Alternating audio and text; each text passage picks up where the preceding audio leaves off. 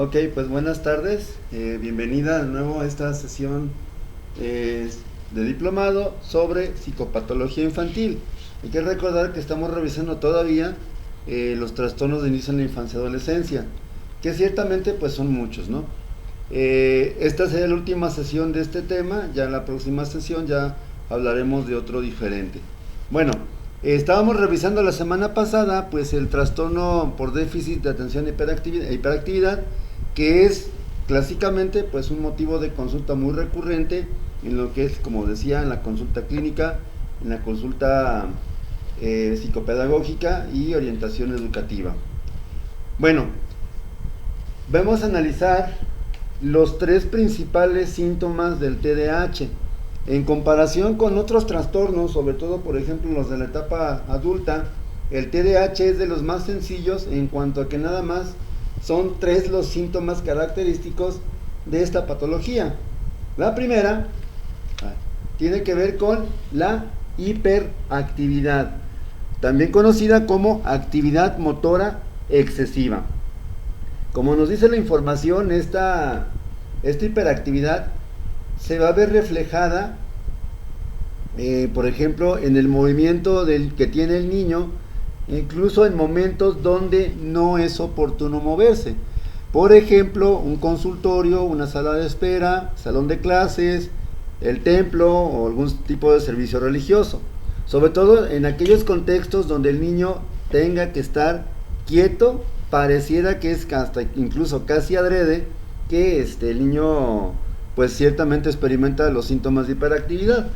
Otras características son el habla excesiva, platicando, es el típico niño platicón, que donde lo pongas como maestra, donde lo pongas ahí empieza a platicar, no importa que no sea amigo o así muy conocido. En ese sentido, estos niños suelen hablar mucho y también no suelen guardar silencio. Estas tres manifestaciones de la hiperactividad pues son tal vez las que generan mayor pues descontento, mayor rechazo por parte de los adultos. Primer síntoma. Segundo síntoma es la falta de atención, o también conocida como inatención. En este caso, el niño pareciera que es incapaz de focalizar su atención de manera voluntaria, o si la logra focalizar es breve y está más que nada se mantiene o se muestra disperso, tiene dificultades para realizar sus tareas, para finalizarlas. Puede ser que empiece muchas al mismo tiempo y ninguna de estas va a ser acabada de manera satisfactoria. Ciertamente estos niños son aquellos que no se esperan a la instrucción. Cuando de repente la maestra dice ¿quién?, ellos están levantando la mano, entonces ni siquiera espera que le indican las instrucciones cuando él ya está haciendo las cosas, incluso aunque no tenga la idea de qué es lo que se va a hacer. También se va a distraer con facilidad, es un síntoma clásico.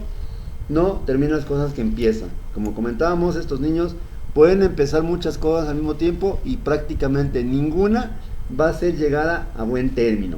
Eso sería lo que es la falta de atención. Y por último, la impulsividad, que en este caso es justamente la tendencia dentro del comportamiento de un sujeto a no medir las consecuencias de sus actos. Tiene que ver con la hiperactividad. De hecho, un niño puede ser hiperactivo impulsivo. En este sentido, la impulsividad es justamente esa incapacidad para evaluar las consecuencias. De repente no es que quiera dañar a otros, no es una característica típica de estos niños, más bien por su propia impulsividad, porque no saben pararse, no saben, digamos, respetar turnos, se muestran impacientes. Es justamente cuando pueden provocar alguna incomodidad, algún daño incluso a otras personas. Pero sí es necesario subrayar esta parte: no es que el niño voluntariamente busque dañar a otros. Eso es algo muy importante, porque en la etapa adulta suele ser este trastorno concomitante o comórbido, es decir, se presenta al mismo tiempo que los trastornos de origen antisocial de la personalidad, pero eso pues lo veríamos mucho más adelante. Bien, estos tres son los principales síntomas del TDAH. Como comento, es un trastorno bastante sencillo, digo, en comparación con otros trastornos que a lo mejor tienen más características o más sintomatología psicológica.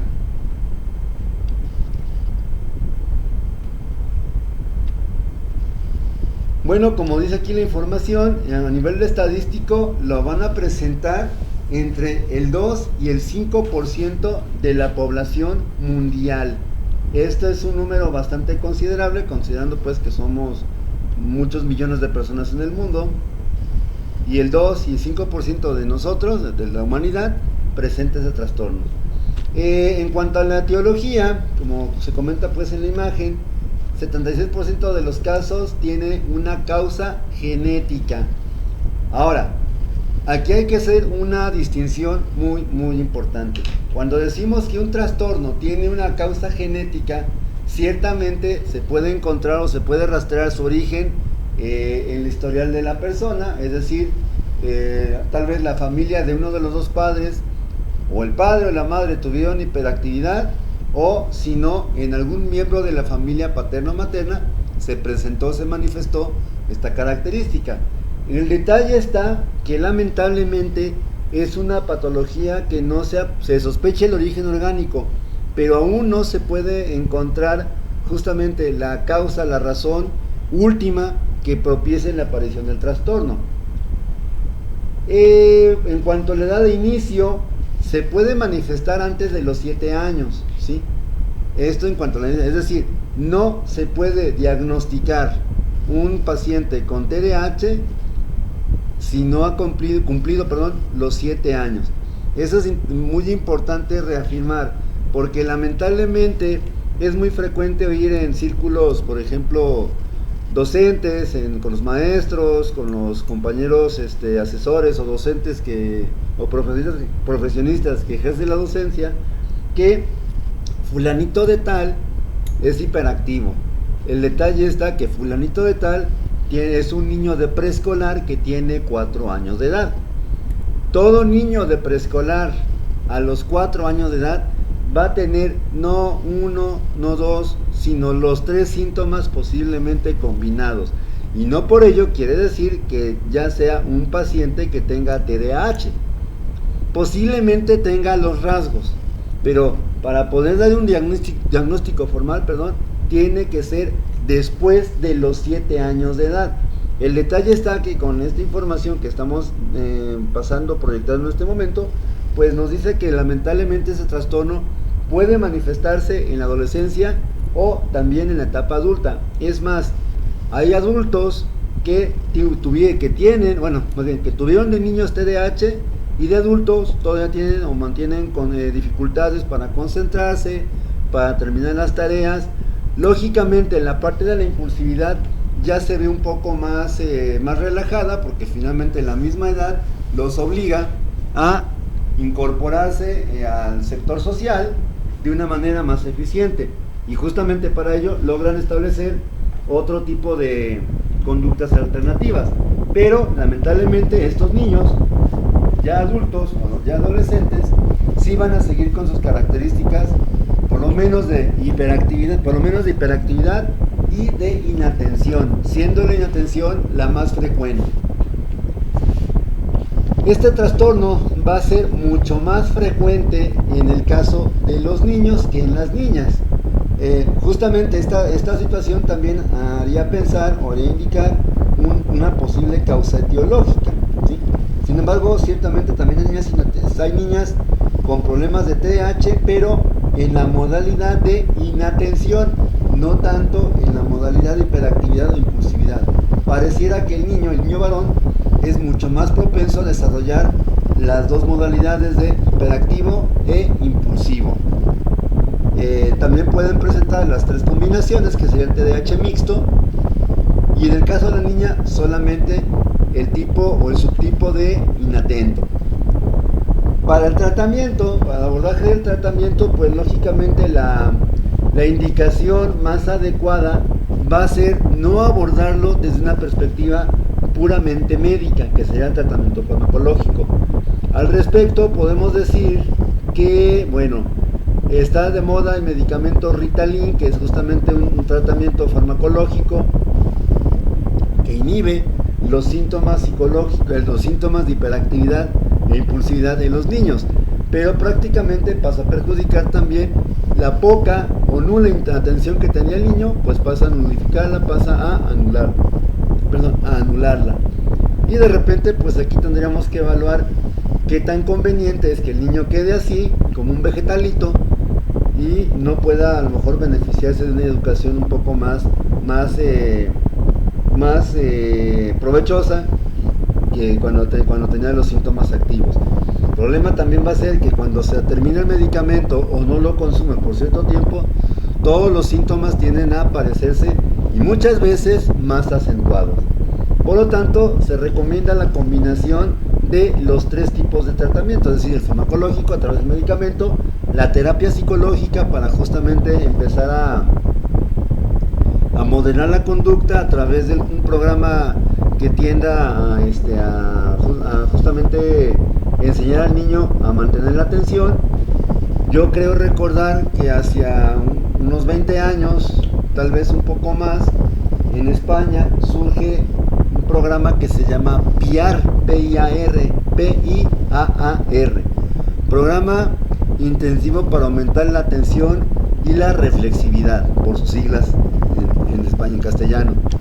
Este programa constaba básicamente de enseñar al niño 5 autoinstrucciones que tenía que memorizar, porque eran la base del tratamiento para poder después llenar un cuadernito de ejercicios que tenía como objeto justamente esta parte de hacer que el niño se concentrara, que fuera atento, que fuera reflexivo y sobre todo que también supiera postergar o demorar la gratificación inmediata, es decir, que no estuviera como haciendo las cosas al aventón, como así, al aventón, sino que en su lugar, si por ejemplo él terminaba más rápido una actividad, pues la repasara una y otra vez, ¿sí? También, lógicamente, se recomienda un tratamiento psicopedagógico, dado que los niños con hiperactividad típicamente exhiben muchos problemas con la parte psicopedagógica, con la parte educativa. Bien. Bueno, las características que van a presentar los niños con hiperactividad, básicamente los síntomas van a aparecer antes de los 7 años y los niños son 3 veces más propensos a padecerlos. También se comenta que el diagnóstico puede ser difícil de realizar porque a veces se confunde mucho, por lo menos en la fase inatenta e impulsiva, en la fase hiperactiva e impulsiva, con los trastornos de conducta. Sin embargo, en el trastorno de la conducta hay una intención, para diferenciarlo, suele haber una intención manifiesta por ocasionar algún daño. Y un niño hiperactivo típicamente no tiene esa intención, por lo menos a nivel consciente, de querer lastimar a otros. Simplemente él quiere correr, quiere estarse moviendo continuamente, quiere curiosar en su entorno. No pretende de esa manera como complicar más el asunto. ¿Vale? Bien. Otra cuestión que también es importante señalar dentro de todo esto va a ser el establecimiento de los límites. Estos niños puede ser, más bien, un niño que no presenta límites en su casa, que los padres traten de construir un límite difuso o inexistente, pues tienen problemas también severos para lograr adecuarse a un entorno regido por reglas. Y entre más reglas es mayor el grado de inadaptación. Por lo tanto, sería conveniente que también al momento de levantar la entrevista con un niño con TDAH, pues se indague justamente cómo es el estilo de crianza que lo rodea, ¿sí? Lamentablemente ese trastorno va a ser también asociado a otros, por ejemplo, como ya decíamos, el trastorno de comportamiento antisocial, trastorno negativista desafiante, trastornos del aprendizaje, incluso discapacidad intelectual. Pero habría que aclarar que ninguno de estos básicamente tiene la esencia del trastorno del TDAH. Se recomienda, por lo tanto, pues una evaluación neuropsicológica, pues que busque esa parte de hacer que el niño pueda ser evaluado en su contexto, en su funciones psicomotrices, psicomotoras, psicosociales, para justamente determinar el grado de daño que pudiera tener, el grado de alteración. Como comentábamos anteriormente, pues no nada más concentrarnos en la parte del daño, sino también en la parte de qué es lo que está correctamente funcionando. Las consecuencias de este trastorno en los niños, bueno, para empezar puede haber críticas, puede haber castigos y correcciones. Estas pueden ser recurrentes, principalmente por el maestro o alguna figura de autoridad, también pueden ser los padres. En los niños van a provocar un bajo concepto de sí mismos. De repente, pues el niño no entiende por qué se le está castigando, y menos aún cuando se intenta asumir que por ósmosis o por algún mecanismo intuitivo el niño va a entender por qué se está reprimiendo, por qué se le está pegando. No, en ese sentido, pues el niño debe de explicársele su situación, pues para que pueda entenderlo. A veces puede haber, y como comento, una baja de la autoestima, sentimientos de inferioridad, porque justamente se empieza a contemplar como un fenómeno, como una cosa rara, y en algunos casos se puede presentar sintomatología depresiva. A estos niños también hay que recordar que les cuesta trabajo controlar su ira, sobre todo cuando son contrariados, y por lo tanto deberían de aprender a manejar también sus emociones, y se beneficiarían mucho si siguieran un tratamiento que tuviera que ver con habilidades sociales, como por ejemplo comunicación, anticipación de la conducta, causas y consecuencias.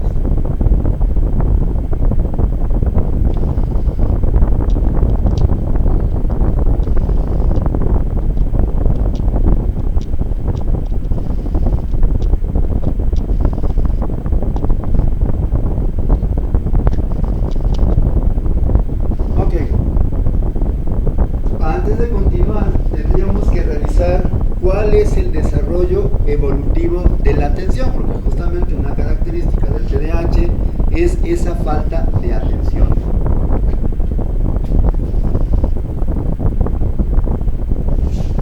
Al respecto, podemos decir que la atención la podemos definir como la habilidad para dirigir, seleccionar el estímulo relevante y sostener esa atención ante dicho estímulo, ¿sí? Tendríamos que decir también que hablamos de una atención como si fuera una cosa unitaria, pero en realidad hay 6 tipos diferentes de atención. El primero se va a conocer como arousal, que es básicamente el estado de vigilia, el estado de alerta. En este momento que yo estoy hablando, pues estoy justamente en estado de alerta. Estoy despierto, estoy consciente, no estoy... a lo mejor tal vez tengamos sueño, pero no estamos adormilados. Cuando se hace una evaluación psicológica con un adulto, justamente esto es uno de los primeros parámetros que se toman en cuenta siempre: su nivel de conciencia o estado de alerta, o por su nombre original en inglés, el arousal. El segundo tipo de atención se va a llamar focalización hacia la tarea elegida. Justamente, por ejemplo, si de repente se está trabajando en equipo con un grupo de escolares, suelen darse siempre instrucciones más o menos al principio, con el simple hecho de que a lo mejor, a ver, los niños de este equipo de trabajo, vamos a trabajar en la biblioteca. Si el niño logra voltear hacia donde está la biblioteca, entonces significa que por lo menos sí es capaz de focalizarse hacia la tarea elegida, es decir, si pudiera desplazar su atención hacia un objeto que se le está indicando. El tercero sería la atención selectiva. En este caso, cuando hablamos de atención selectiva, tiene que ver con este proceso de, por ejemplo, saber discriminar, saber evaluar un estímulo y determinar su nivel de prioridad. Es decir, de alguna manera voy a concentrarme más en un estímulo relevante, novedoso, llamativo, que en un estímulo tal vez mínimo, inferior, tal vez no muy llamativo, y tal vez incluso externo o ajeno a la persona.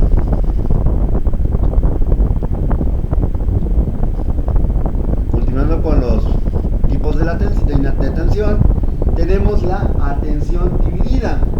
Ok, actualmente muchas de las actividades que hacemos de manera cotidiana, pues se nos demanda cierta capacidad para dividir nuestra atención no solo en lo que estamos haciendo, sino en tareas que pasan alrededor. Por ejemplo, los niños que tal vez para poder hacer la tarea requieren estar oyendo ruidos, oyendo música, por ejemplo, o en algunas ocasiones viendo la televisión. Lamentablemente aquí esta parte es la que también suele generar incomodidad en los padres, porque tal vez ellos están más como enfocados en la atención clásica de 100% centrado en lo que estoy haciendo, y no se entiende que el niño con TDAH puede tener su atención dividida, es decir, puede ser capaz de manejar 2 o 3 estímulos al mismo tiempo. Lamentablemente, el problema va a ser justamente que no son capaces de acabar lo que inician.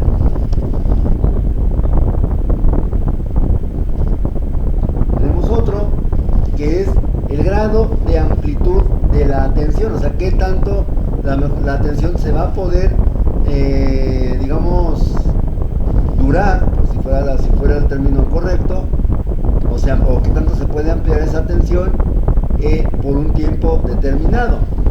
Lo que pasa en realidad es que lamentablemente a veces estos niños no pueden lograr una buena amplitud en cuanto a su atención, o también llamado span atencional.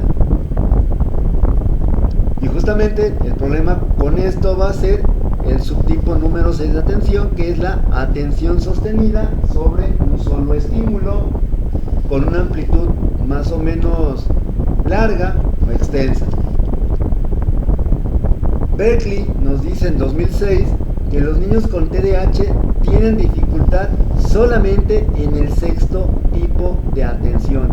Es decir, quitémonos esa idea tan antigua, tan arcaica y tan poco, digamos, conveniente para los niños, de que un niño con TDAH no tiene atención. Sí la tiene, porque tiene, como decíamos ahorita, los 5 primeros subtipos: el estado de alerta, la focalización hacia una tarea, aunque sea breve, la capacidad de a lo mejor discriminar estímulos, también lo que es la atención dividida o el span emocional, atencional, la amplitud de la atención, que es el span, y por último la atención sostenida, es donde ellos fallan dramáticamente.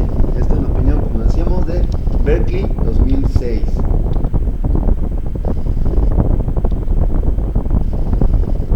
Bueno, en cuanto a estos componentes de la atención, se van a desarrollar a partir del 4.º mes de vida, cuando el niño es capaz de seguir con los objetos justamente algún estímulo novedoso, llamativo, bonito, pues en pocas palabras. Y esto se puede evidenciar, por ejemplo, en los famosos móviles.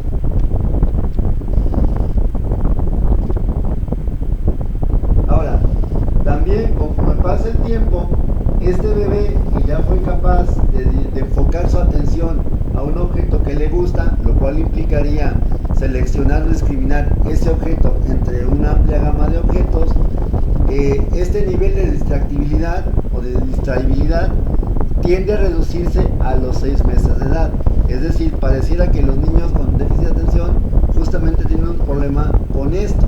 Una de dos: o no desarrollan de manera adecuada su atención a los 4 meses, o pasan los 6 meses y todavía siguen con un elevado problema para enfocar su atención, quedamos que la atención sostenida.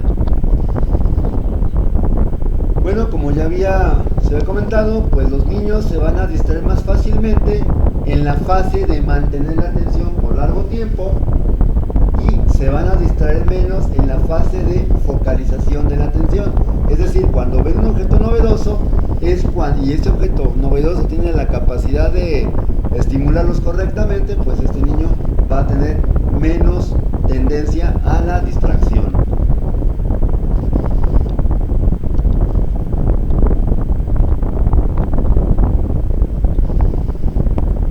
Va a ser muy importante que el niño logre desarrollar su propio autocontrol. Podemos decir que bueno, la vieja clasificación de atención solamente atendía a dos parámetros: la atención involuntaria o refleja, y que solamente va a ser posible a través del arousal, del nivel de activación, y lo que es la atención sostenida, que englobarían pues todos los seis subtipos que estábamos revisando anteriormente. Va a ser importante entonces que un niño con TDAH logre desarrollar el autocontrol, ya que y la atención son habilidades que están sumamente interrelacionadas, de tal manera que a mayor autocontrol, mayor capacidad de atención. Y por lo tanto, mayor capacidad de autorregulación, motivación y autocontrol. Es decir, tenemos que hacer que el niño logre justamente controlarse a sí mismo, para con esto incrementar su capacidad atencional desde el punto de vista de la atención sostenida, y logre justamente autorregularse. Otro punto también importante, hablando pues del sistema nervioso central, es el grado de maduración que puede tener un niño. Si un niño es muy reactivo a los estímulos, o un entorno poco estructurado, o es un entorno demasiado estimulante, claro está que la atención, el autocontrol atencional y conductual va a ser más tardío, ¿sí? Decía, pues se supone que la intención de todo esto, la intención de todo esto es que entender algunas causas biológicas, por ejemplo, para la atención. El lóbulo frontal o corteza frontal del cerebro justamente es la más tardía en desarrollarse. Por lo tanto, no le podemos pedir a un niño pequeño que mantenga la atención por largas horas, porque justamente su capacidad cerebral, su corteza cerebral, aún no está tan madura. Las células del lóbulo frontal, las neuronas, no están tan, digámoslo así, acostumbradas, entre comillas, a manejar ese tipo de actividad, o procesar ese tipo de actividad inactiva, por así decirlo.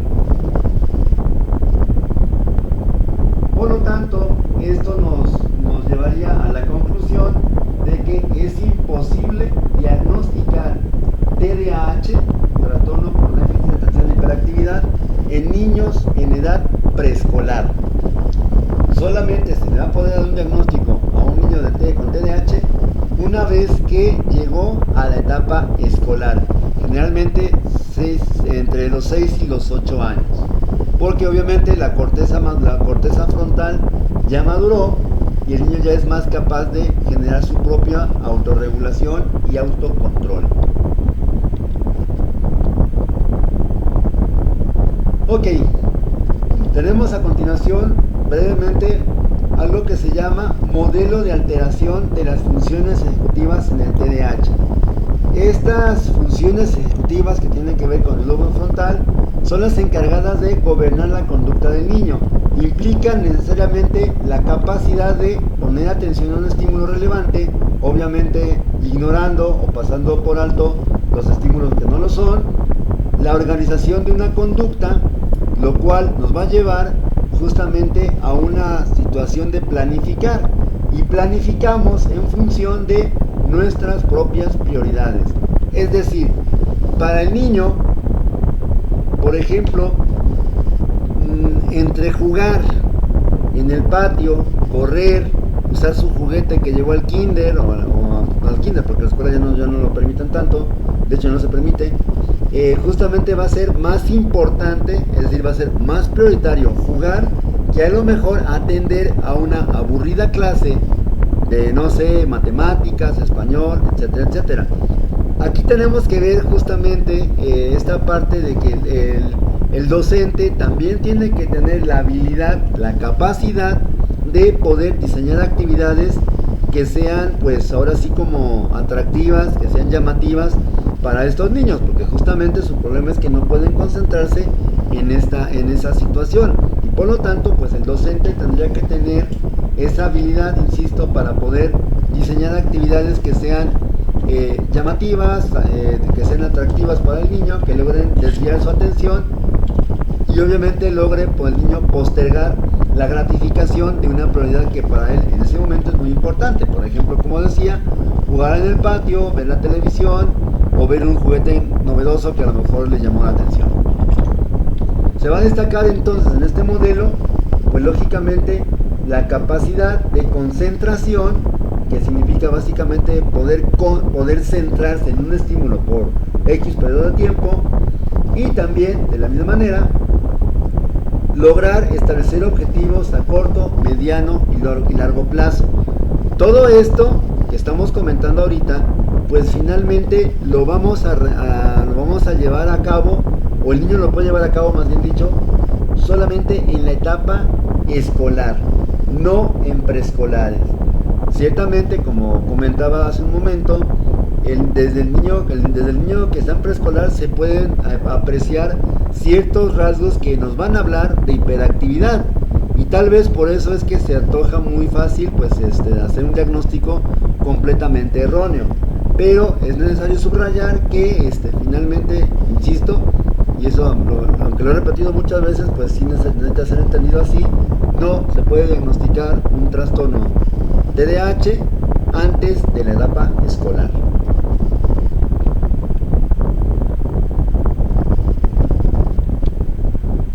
Muy bien, por último, en internet hay un recurso donde pueden teclear así como está: El lobo de la granja. Es un cuento que se usa para explicar a los niños qué es el TDAH a través de una historia que justamente está diseñada para pues revisar esta parte tan importante de los síntomas del TDAH, para explicárselo a los niños y pues para que ellos mismos se empiecen a autoevaluar. Insisto, aquí no es nada más culpa del niño. Digo, el niño es el menos culpable de todo, no es que quiera ser muy hiperactivo, muy inatento. De hecho, lamentablemente es un error también de criterio asumir que el niño es malo, perverso y que quiere, perdón por la palabra, joderse al adulto, en el sentido de sabotear su clase. No, el maestro tendría que tener esa habilidad para lidiar con este tipo de casos, aunque también es cierto que lamentablemente en el sistema educativo mexicano pues no se tiene esa capacidad a nivel de personal, no por el personal, que es diferente, a nivel de personal, para poder tener un monitor para cada niño que sea hiperactivo o un auxiliar dentro de la hora de clases. Algunas escuelas sí tienen sus practicantes por 1 o 2 periodos, tal vez por 3 meses, 4 meses.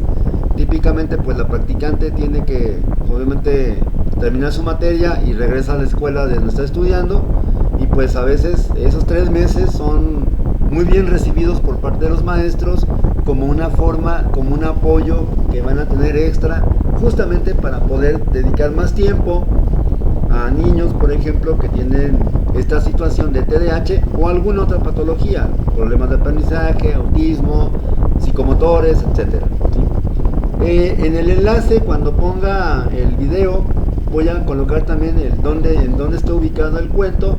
Sí vale la pena que lo revise. Es un cuento que se puede hacer incluso actuado con muñecos, con títeres, con muñecos de foamy. Hay unas actividades que vienen al final justamente donde se puede también reforzar lo aprendido en esos casos.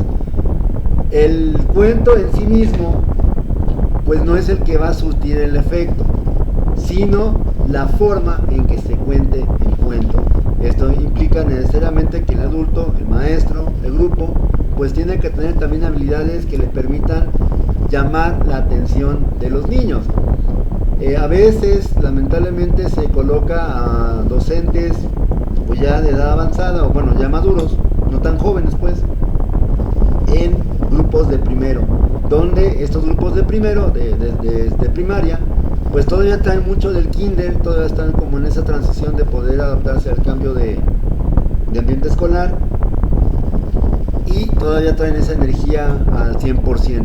Entonces sería función del docente pues también poco a poco introducir normas de juego dentro de la situación didáctica de la clase, hablar acerca de las normas, de las reglas sociales, y también, ¿por qué no?, también es importante fijar las consecuencias de la violación de estas normas. También hay que entender una cosa muy importante. Las reglas que se le dicen a los niños, independientemente de la edad que tengan, se tienen que repetir 1, 2, 3, 4, n veces, hasta que el niño sea capaz de interiorizarlas. No quiere decir que a la primera, con el simple hecho, ok, a ver Panchito, la regla va a ser esta, no puedes correr, no puedes gritar, con eso es suficiente. No. Posiblemente Panchito diga sí, posiblemente sí entendió de momento, pero los niños también tienen poca capacidad de memoria a mediano plazo o a largo plazo. Entonces, por lo tanto, van a tener que reforzar continuamente esa regla que se implementó como de funcionamiento dentro del grupo. Pues muy bien, entonces con esto terminamos el bloque de patologías dedicado a lo que es la etapa infantil. Comentaba entonces que la siguiente sesión pues ya abordamos otro tema. Por mi parte es todo, y pues quiero agradecer la atención que ha prestado a estos temas. Este último tema pues es muy importante porque, insisto, es una de las patologías que tiene mayor prevalencia en los contextos educativos, en los contextos de clínica individual o familiar incluso. ¿Sí? Por mi parte es todo, desearles feliz fin de semana y nos vemos la próxima semana.